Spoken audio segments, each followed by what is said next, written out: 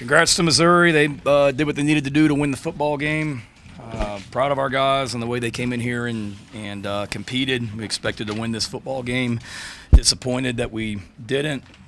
Just told them in the locker room, when you get outrushed 285 to -9, you're not going to win.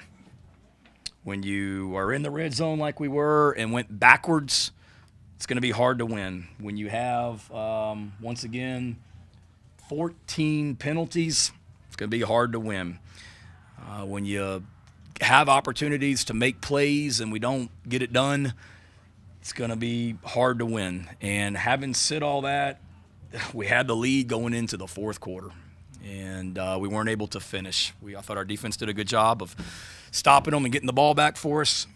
Credit that kicker. I know he's their backup kicker after the starter got hurt. We disappointed to give up an explosive run on first down when they got in plus territory, but then we stopped them on 3 plays, forced the field goal. Credit that guy coming in as a backup kicker and making that.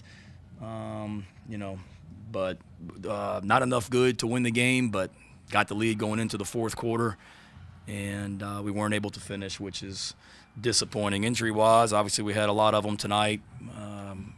Kaysen got hurt on the first play. DQ had a little bit of a quad contusion that flared up in pregame warm-ups, and City couldn't go. And then we had some guys get banged up during the game. Questions?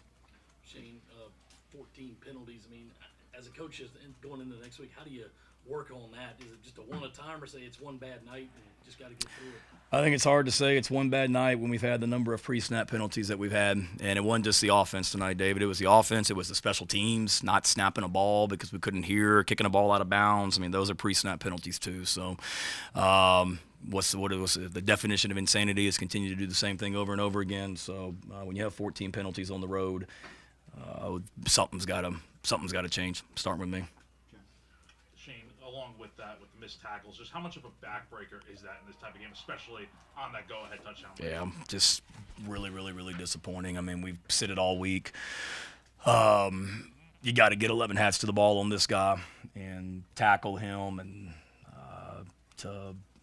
give them credit. I mean, when you run for 285, you run for 285, but a lot of those are because of, missed tackles or losing leverage or whatever it might be. So all 11, all 11 got to get there.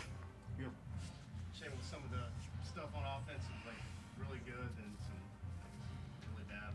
Some of those sacks seem like Moore's probably held on to the ball too long. What do you say to him when you got to kind of toe that line with him doing something spectacular, but yeah, you got to get rid of the ball, and that's what I told him. I mean, he's made a ton of plays for us, obviously, but some of those things, it's not there. You got to throw it away, and he knows that. Aside from just the sacks and negative plays, what do you kind of pin it on? Not the -7 rushing yards. I don't know. I'd have to look at the tape. We, too many sacks, negative plays, but we didn't gain a lot either. So got to look at it. Trevon Ball, I saw him on the exercise bike. Was he hurt?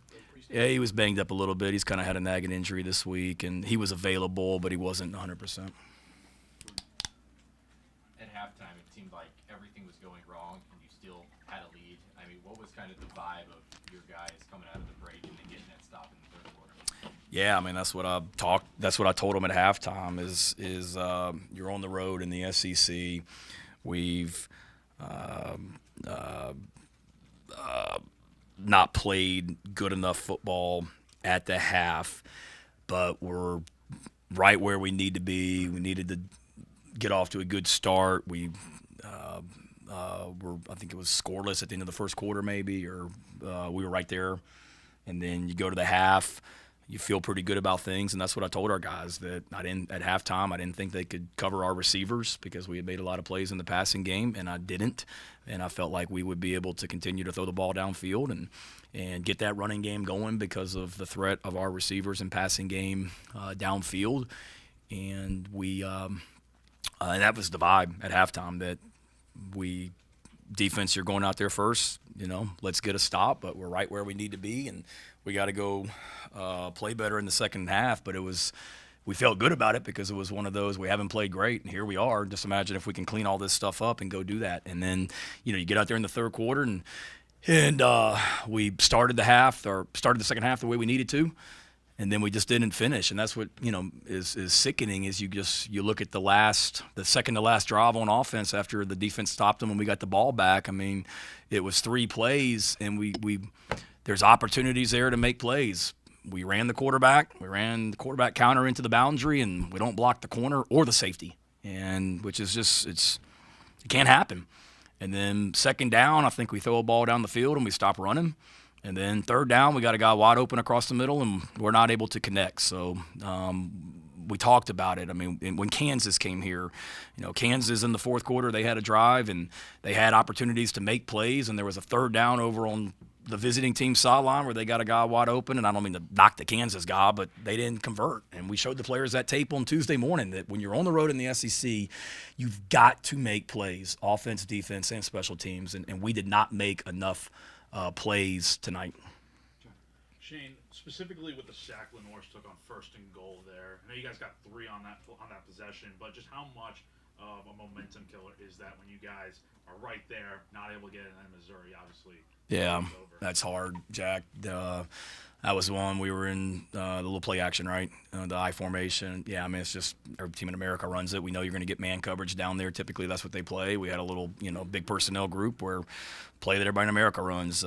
What John Gruden used to call Spider 2 wide banana or whatever. I mean, it's this corner route, fullback in the flat, and then we had a little mesh concept for man coverage, and it's a bang play, and it's there or it's not, and if it's not, we got to get rid of the ball, and you got 3 more plays because hell, I'm probably going to go for it on fourth down because of where we were, and that's what just can't, that's what we can't do. Shane, you mentioned that when stuff kind of keeps heaping like this, you guys have something to change. How easy is it to do that within a week, to try to get it all fixed before the next game? It's a challenge, but that's what we get paid to do. You got to be able to. We got to look at everything, schematically, personnel, everything that we're doing. I mean, we've unfortunately we've been here before, and we're 2-2. We're a third of the way through the regular season. We're not where we need to be right now. We're coming back home on Saturday night for another SEC game. We need to get better this week, and that's all you can do is sit here and look at where you can be better at, and continue to attack that and work. We're a third of the way through. We've been a team that's always gotten better as the season goes, and confident that this year will be no different. And nobody thought we'd be sitting here 2-2, and we know the schedule doesn't get any easier, but at the same time, there's so many, to be to have so many things that aren't winning football tonight and still have the lead going into the fourth quarter is one of those where you think, okay, if we can just continue to get better and clean a lot of this stuff up, then we got a chance to be the team that we thought we were going to be.